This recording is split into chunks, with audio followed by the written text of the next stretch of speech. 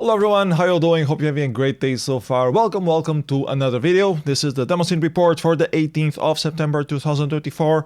As usual, I go through all of the news and releases that I could find on the active Demoscene community, and I summarize everything here on this video for you to check and keep up to date with the Demoscene. You can also share the video with a friend if you think they might be interested in what the Demoscene is about. Everything is linked on the description below, so you can check at your own leisure all of the things that I've been mentioning. Please do.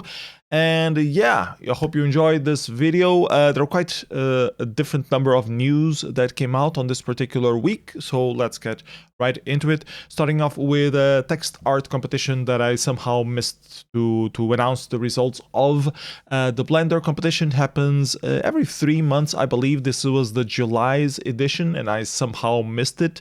It's a themed competition for text art in particular. Usually you see Osci and ANSI, but all sorts of digital art are accepted as long as they are somehow text-based. The theme for this entry in particular was Necromancer, Olympic Torch Relay, linking back to the Olympic Games, and Archaeological Dig Site. So if you find it hard to link these three themes into an artist piece, it is hard. There were a few submissions, though, of interesting values. Some ANSI work here with for the MS-DOS, and also another MS-DOS ANSI work by Two Stone here.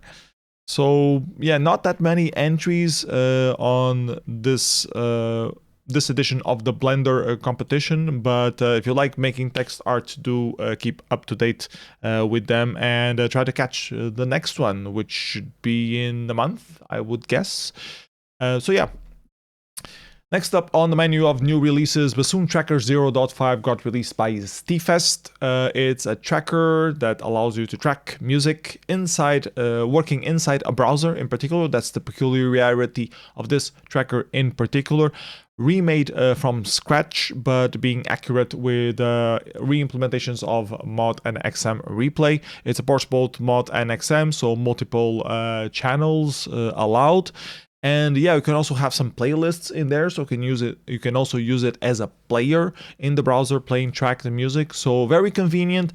Still under development. It is open source though, so if you want to submit your own patches, if you see something wrong, if you spot an issue, you can report it at the repository, and you can also submit your own pull requests fixing things. And talking about Amiga music, there was this special version released by Hoffmans, deconstruction of Firefox and TIP's classical track Hyperbased, which you might recognize from some famous Amiga demos of the early 90s.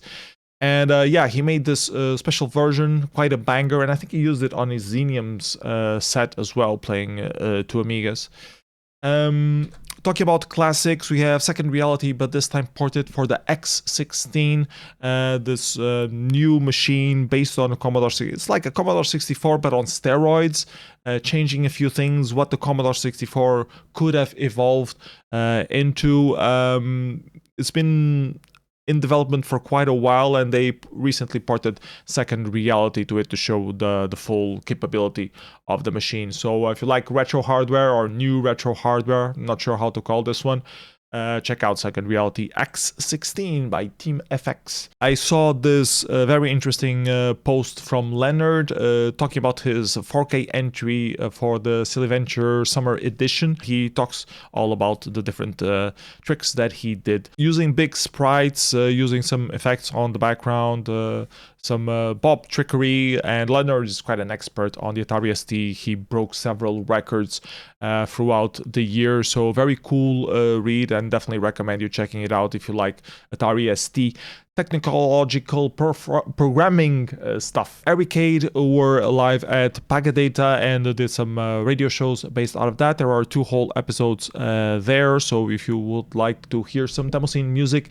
and coverage of Pagadata demo party that happened in Sweden, check out the 2 episodes from Erica Radio. Then there was a new release of sointu, which is an executable synth, so a synthesizer developed specifically for making executable music that we use in the Demoscene to make soundtracks for small intros, usually 4 kilobytes, 8 kilobytes. For 64 kilobytes, there are some other tools. Sointu is not as indicated, but you could also use sointu for that. And also, if you would like to make music to participate on executable music competitions on several demo parties, you can use this tool for that. Just recently submitted a patch fixing a few things that were wrong. Thank you so much, Pestis, for all the work you've been doing on sointu throughout the years. Another tool that got an update was Osci-render 2.3, a software, oscilloscope software that recently embedded the renderer, or a version of the renderer that Bus Error Collective been using on their works, and they got an update now optimizing some things and fixing some others. So if you like oscilloscope based stuff, check out this latest update. More things. There was a version of Spelunky released for the Commodore 64, not directly Demoscene, but I think it's quite an achievement to do this demake of a very famous PC game and fit it into an old school machine. So I thought it was worth the mention, and some of you might appreciate it. What else? We have a few random releases outside of any competition on the Commodore 64. As is usual, the Commodore 64 scene likes to do that. 50 Pixels birthday celebration released by Pretzel Logic to one of their members. 9 logos in 9 seconds by Sander was also released with a few logos for the Commodore 64. Laxity intro 133 with some PETSCII logos. Moving on to Amiga, there was a pack disc released by Artstate, a party pack number 24, packing all sorts of different releases, most of them from 2024, as you see. Some more vintage stuff included as well, and a brand new intro called above named Lazar by Artstate itself just debuted on this pack disc. Then we had the Wii Super Cool first anniversary celebration demo being released. I believe it's a portal for the Wii homebrew community, if I'm not mistaken.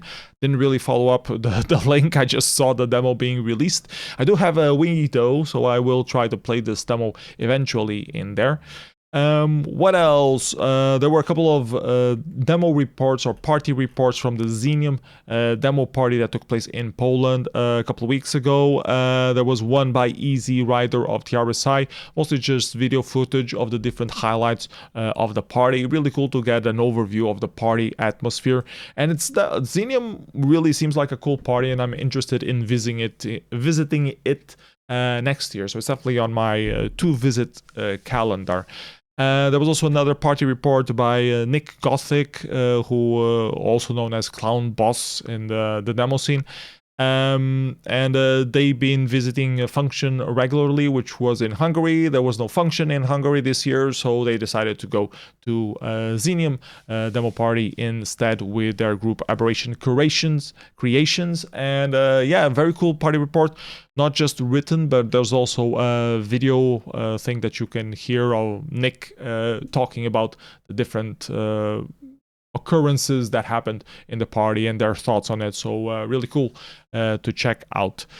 And that's it for Xenium coverage. There are a few things on Xenium still missing, like information on the shader showdown, which we hope to get eventually at some point when the organizers release it, but so far not available. And also some DJ sets also not really available so far.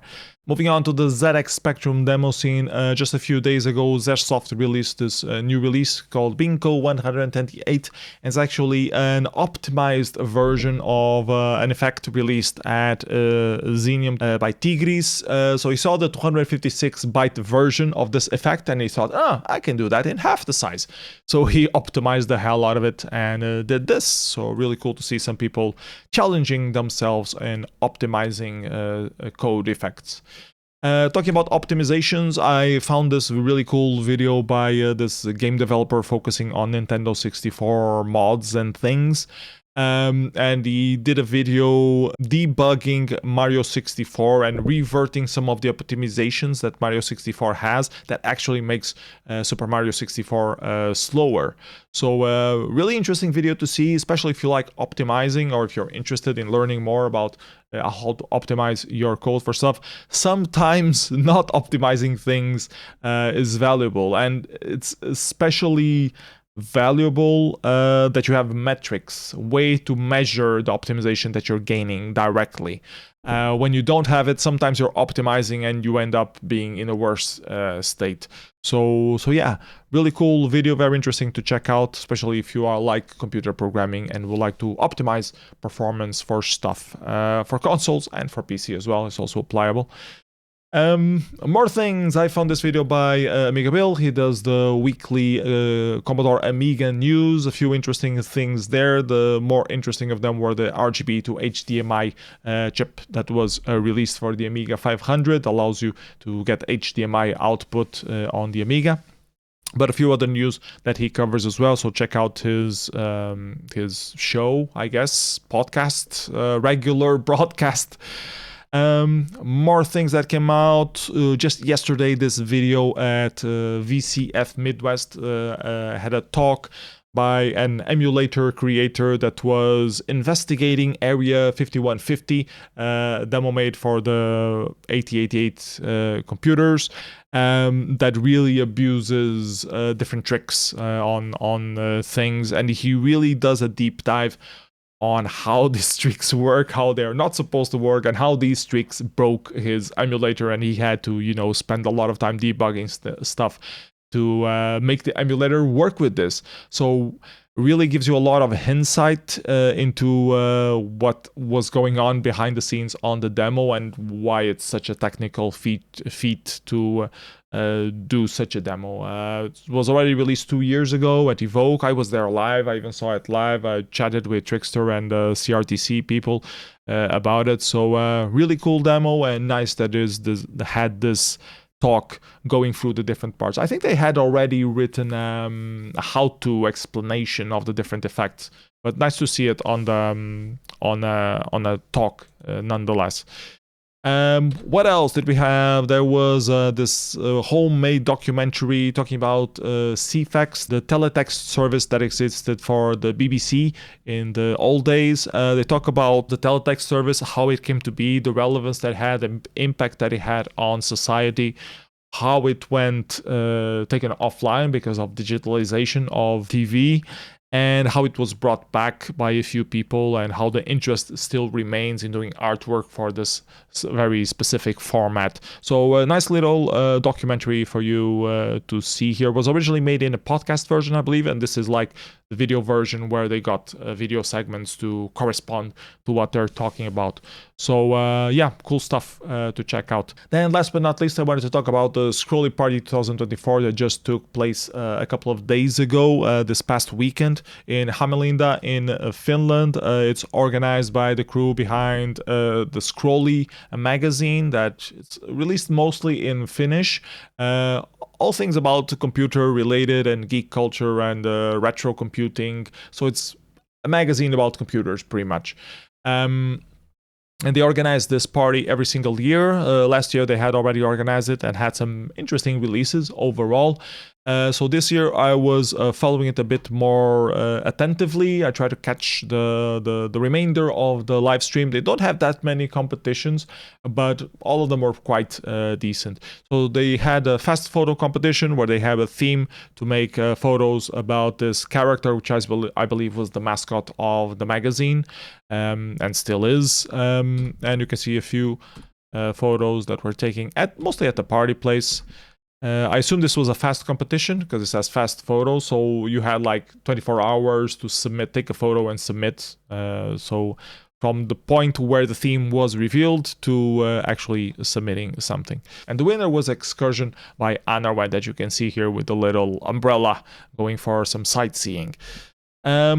What else? They had a real-time competition. I'll save that for last. I'll talk about the wild first. So wild competition, anything goes, not necessarily a demo or a photo in this case. Graphics entry, Galactic Liberation by APAS. There was a tool developed specially for cables for you to make Farian demos with cables. So it's a merging of two Demoscene tools to make the ultimate Demoscene tool. Now you are not longer restricted to making Farian demos on the Farian maker. You can also use cables to do your Farian demos. How Can You Taste It by Maya, little video with some apple pie, I believe, cooking lessons in a way, and it was also served at the party itself, so a nice little idea there. Endless Destination by Grapey, long scroller text with some, well, not scroller text, had some, it's more of a graphic novel, I guess, or a comic with a little bit of a story, had some sound in it as well, so it was a video presentation of this comic that was drawn by Grapey. And when it was Fish Simulator by Erop, a game where you control a fish wobbling around and destroying everything. Funny little game that ended up winning the competition. They also had a ByteJam session for an hour or two. People would live code different things. We had 5 people. I think a couple of them were participating remotely and a few others were participating locally. So yeah, always cool to see more TIC80 action. Let's take a look at the real-time competition where you would submit what we actually call demos in the Demoscene. So things running in real time in your computer. The 11th place was For Today Is the Day by Jeff Bezos of Jumalauta. Looks like a Farian demo, smells like a Farian demo, it's probably a Farian demo. In 10th place, we had this processing experiment trying to make some generative music from what I understood. Tero Makotero Music 3 by Tero Toivanen. Then Welcome to My Blog by Mehu with a nice little effect and some text information. Skrolli Party on Fire by Krinoid of Inside with this little fire effect for using Microsoft Basic, I believe. They made a TIC80 demo by Sopuisa Sopuli called Kassipoika, which was actually good, had some graphics effort into it. The music was not that good, you could have used some love, but the presentation was pretty alright. In 6th place, Das Bus by Quadtrip for the Picotron. VC still exploring the Picotron with some help from Speaky here. Nice little demo for the Picotron experimental, as usual is with the Quadtrip, but I quite liked it. The Debate Part 2 by the Bread Emoji. Bread Emoji always does this very conceptually funny demos, and this one goes along with that thematic choice. Something I can pronounce, TSR by Acronym Analogiker for the Amiga, doing some copper trickery, I believe. And then we had Time Dark by Strategic Brand Elevation and Market Alignment Directorate for Amok. So it's a pseudonym for Coma. Vern doing very basic 4K. The sound was a bit weird. The text was mostly making fun of the demo that Wood has been working on to submit at the party that ended up winning the party. Nice little 4K intro. Cool to see Vern doing some Demoscene stuff again. Looking forward to see more stuff from him.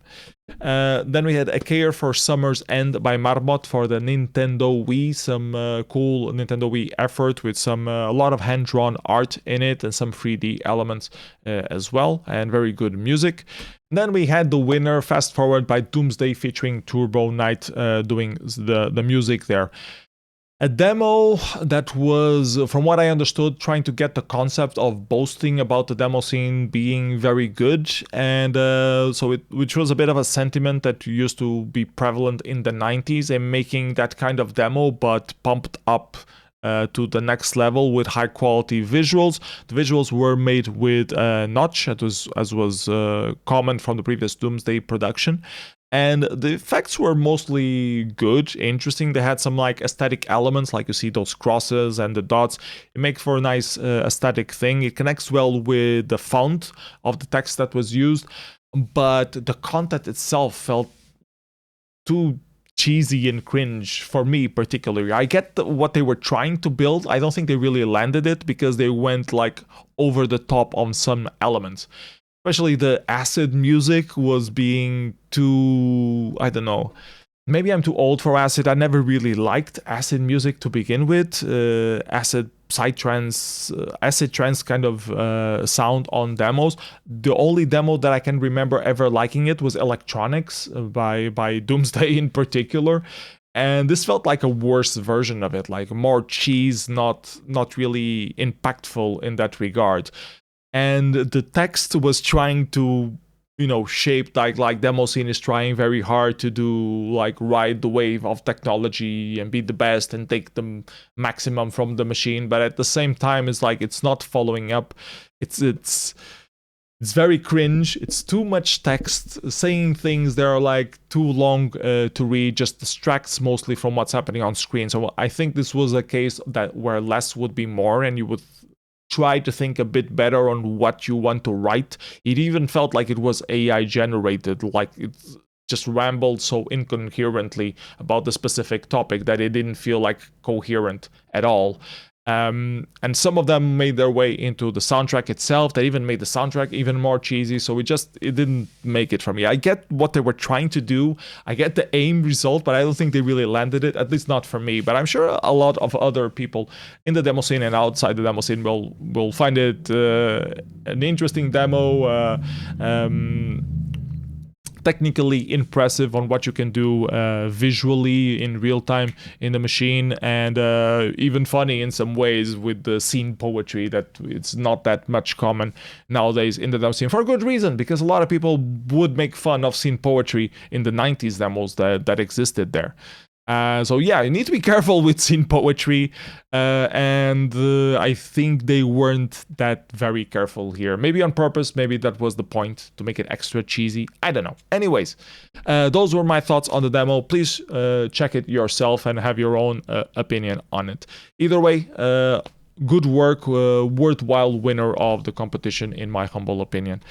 And those were the things that I want to talk about Skrolli Party. There was also Blackbirdie happening this weekend. There's only a single demo available so far. I'm still waiting on the rest of the results, so I will cover that next week. Meanwhile, a list of upcoming parties that are coming at you in the nearby future. Skrolli Party, the main highlight, multi-platform party happening in Hungary, always has like at least half a dozen interesting productions coming out of it. And there's Atari Meetup in Sweden, Psychos, a Commodore 64 party happening in Finland, a meetup in Cambridge dedicated to the 50 years of Teletext art. So if you like Teletext and you're in the UK, check it out. Also a demo party happening in Finland, which I have no clue what it is about. Syntax Society focusing on Amiga in Sweden, and then a Hackfest in the Netherlands that has a small demo scene section as well. The main parties that I'm aiming at are actually coming in October. Deadline, which I'm planning to travel there and attend and submit a demo to, coming up in Berlin. Also on the same weekend, we have Flash Party happening in Argentina, Demodulation happening in Russia, and the Vintage Computer Carinthia regular meetup that they have in Austria. And after that, we will have the Alternative Party in Finland, a Syntax in Melbourne, Australia, which always has some very cool productions. Brown Birdie, a spin-off of Black Birdie, Benediction Coding Party dedicated to the Amstrad CPC in France, Zoo in Commodore 64 for the Commodore 64 in Finland, and a bunch of other parties that we'll cover on the upcoming shows. And that's it for this week's episode of the Demoscene Report. If you found some interesting things, if you did, please leave a comment below on the YouTube comments. So let me know what was the most interesting thing. If I've forgotten something that I should cover, please also send me a message either in private or in public, and I'll try to cover it on the next episode. Other than that, don't forget to like, subscribe, share with the video with a friend if you can. Please do that.